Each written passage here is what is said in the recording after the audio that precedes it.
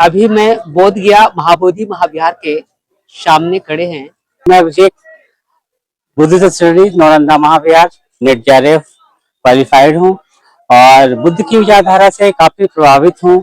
हर बरस चैंटिंग का कार्यक्रम होता है। हर व्यक्ति को, चाहे किसी भी धर्म का, किसी भी समुदाय का हो, वे इस चैंटिंग कार्यक्रम में सहभागी होते हैं। आज साइंटिफिक युग है। आज हम लोग बहुत अपने आप को साइंटिफिक अप्रोच को समझते हैं, किसी चीज को साइंटिफिक एंगल से देखने का प्रयास करते हैं। डिजिटल युग में बिना हम किसी चीज को वैज्ञानिक दृष्टि से देखे और समझे उसके सच और उसके रहस्य को नहीं जान सकते। ऐसा मैसेज और संदेश पूरे दुनिया में देने वाले तथागत बुद्ध रहे हैं। और बुद्ध की विचारधारा को अगर मैं पूरे पृथ्वी से अगर उसको निकाल देता हूँ तो पूरा पृथ्वी एक जानवर की तरह जंगल राज में कन्वर्ट हो जाएगा। बुद्धित्व की प्राप्ति यही जो आप बैकग्राउंड में देख रहे हैं, महाबोधि महाविहार का टॉप जो गोल्डन कलर से चमकता हुआ दिख रहा है, वो बिल्कुल बोधि वृक्ष के पास बना है। अगर ये वीडियो अच्छा लगता है तो आप इसे ज्यादा से ज्यादा शेयर करें, लाइक करें और सब्सक्राइब करें। पहले बातचीत करके समझा कि बुद्धिस्ट स्टडी में नेट जेआरएफ में इंडिया में नंबर 1 रैंक यानी नंबर 1 स्कोर प्राप्त करने का सिद्धांत हो, अष्टांगिक मार्ग हो, तो सारी विचारधारा एक मनुष्यता की ओर ले जाने वाली विचारधारा है। स्कॉलर के रूप में और भी धम्म में पंचशील और अष्टांगिक मार्ग की क्या वैल्यू है, हमारे दर्शकों को बताने के साथ साथ एक बहुत ही मार्केबल बात रखे हैं। विश्व की जितनी भी संविधान है वो बिल्कुल रूप से बुद्ध की विचारधारा ही है। तथागत बुद्ध का जब परिनिर्वाण होने को था उस वक्त वो अपने शिष्यों को बता रहे थे, पूछने के बाद आपको भव पूरा दुनिया डिजिटल हो गया है। हमारे भारत सरकार भी कहती है इंडिया डिजिटलाइज हो गया।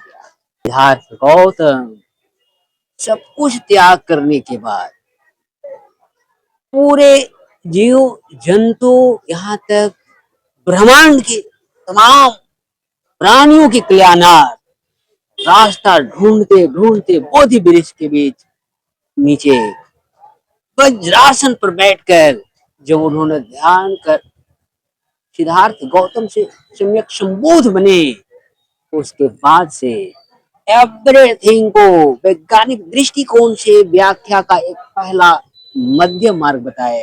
मैं शिव प्रसाद, मगध विश्वविद्यालय स्कॉलर। अभी मैं बोध गया महाबोधि महाविहार के सामने खड़े हैं। आप बैकग्राउंड में देख रहे हो वेलकम महाबोधि महाविहारा टेम्पल, और बिल्कुल सामने महाबोधि महाविहार का जो टॉप में गोल्डन कलर का दिख रहा है, वह गोल्डन हाई के राजा के द्वारा वो गोल्डन का अस्त्र चढ़ाया गया है। हम इसी महाबोधि महाविहार के सामने एक बौद्ध अध्ययन के स्कॉलर से बात करने के लिए यहाँ मौजूद हैं। हम उनसे पहले परिचय जानते हैं। सर, आपको हमारे चैनल में बहुत बहुत धन्यवाद है। आप अपना परिचय हमारे दर्शकों को बताएंगे और उसके बाद आप अपने ज्ञान यानी अध्ययन के बाद जो आपने प्रत्यक्ष या तो वास्तविक रूप से जो आपने जाना, सुना कर समझा है, उस पर भी हमारे दर्शकों को थोड़ा ध्यान आकर्षित करने का कोशिश करेंगे। जी धन्यवाद। मैं आपके चैनल के माध्यम से आप सभी दर्शकों को बहुत बहुत साधुवाद देना चाहता हूँ। मैं सबसे पहले अपना परिचय देना चाहूंगा। मैं अभिषेक बुद्धिस्ट स्टडीज नालंदा महाविहार नेट जेआरएफ क्वालिफाइड हूँ और बुद्ध की विचारधारा से काफी प्रभावित हूँ। तो मैं, जैसा कि इन्होंने बताया कि हम लोग महाबोधि महाविहार के पास आए हुए हैं। जी जी। तो ऐसा है कि मैं आपको भी बताना चाहूंगा, आप लोग सभी कुछ जानते हैं पहले से ही, लेकिन मैंने ऑब्जर्व क्या किया है, आज साइंटिफिक युग है। आज हम लोग बहुत अपने आप को साइंटिफिक अप्रोच को समझते हैं, किसी चीज को साइंटिफिक एंगल से देखने का प्रयास करते हैं।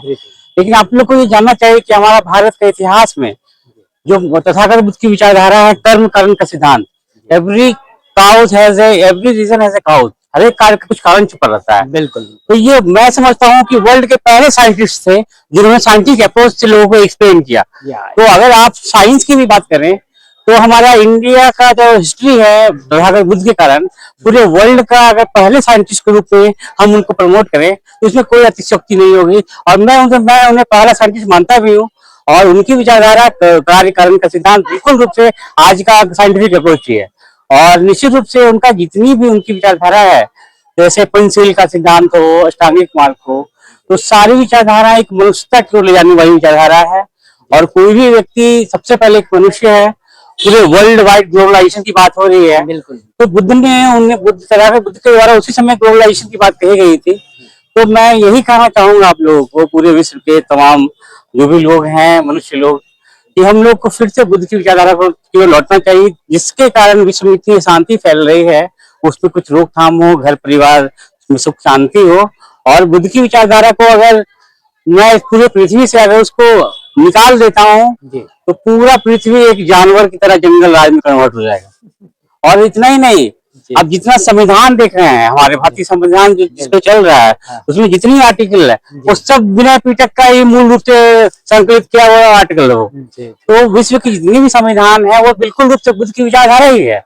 तो निश्चित रूप से बुद्ध एक सामाजिक रूप से हो, ये न्यायिक रूप से हो, वैज्ञानिक दृष्टिकोण से हो, वो सभी दृष्टिकोण के मूल में है वो। तो हम लोग को अपने पूर्व की लाइट को पहचानना चाहिए और इस डार्कनेस के टाइम में अपने आप को लाइट के माध्यम से लाइट करके अपने और अपने आसपास के सभी लोगों को लाइट करने का प्रयास करना चाहिए, ताकि पूरा विश्व शांति से रह सके।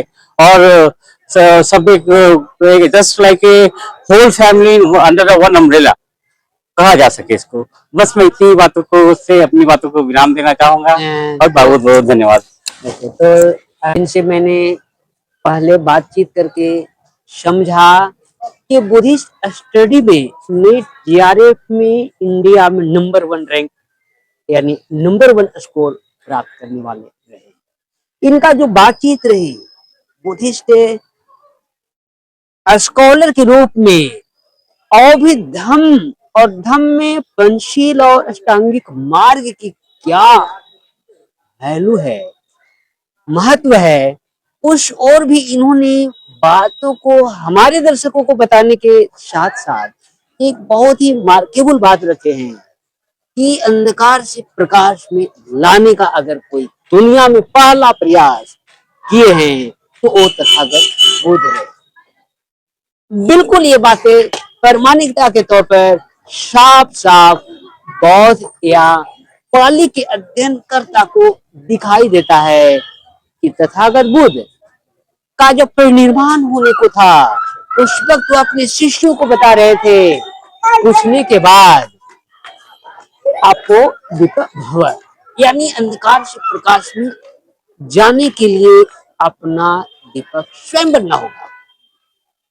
तो ये बहुत बड़ी बात है। आज पूरा दुनिया डिजिटल हो गया है। हमारे भारत सरकार भी कहती है इंडिया डिजिटलाइज हो गया।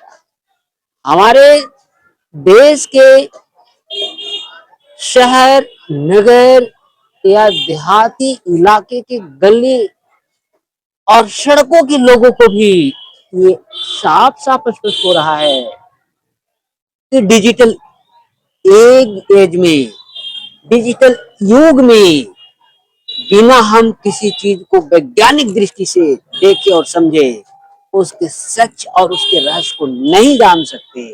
ऐसा मैसेज और संदेश पूरे दुनिया में देने वाले तथागत बुद्ध रहे हैं, जिनका बोध यानी बुद्धत्व की प्राप्ति यही जो आप बैकग्राउंड में देख रहे हैं महाबोधि महाविहार का टॉप जो गोल्डन कलर से चमकता हुआ दिख रहा है वो बिल्कुल बोधि वृक्ष के पास बना है। वही बोधि वृक्ष जहाँ सिद्धार्थ गौतम सब कुछ त्याग करने के बाद पूरे जीव जंतु यहाँ तक ब्रह्मांड के तमाम प्राणियों की कल्याणार्थ रास्ता ढूंढते ढूंढते बोधि वृक्ष के बीच नीचे वज्रासन पर बैठकर जब उन्होंने ध्यान कर सिद्धार्थ गौतम से सम्यक संबोध बने, उसके बाद से एवरीथिंग को वैज्ञानिक दृष्टिकोण से व्याख्या का एक पहला मध्य मार्ग बताए, जो पंचशील और स्थानीय मार्ग पर आधारित है। खैर, इनकी जो दर्शन है, इनके जो ज्ञान के लिए जो त्रिपिटक है, इस त्रिपिटक को लेकर इस त्रिपिटक पर हर बरस चैंटिंग का कार्यक्रम होता है और उसके माध्यम से हर व्यक्ति को, चाहे किसी भी धर्म का, किसी भी समुदाय का हो, तो वे इस चैंटिंग कार्यक्रम में सहभागी होते हैं और उनमें बुद्ध के वक्त में जो बताया गया है मध्यम मार्ग पर निर्वाण पाने का, उसको उसी रूप में लोग सुनते हैं और ये आत्मसात करके लोगों को कल्याणार्थ को आगे मार्गदर्शक भी बनने की दिशा में अग्रसर है।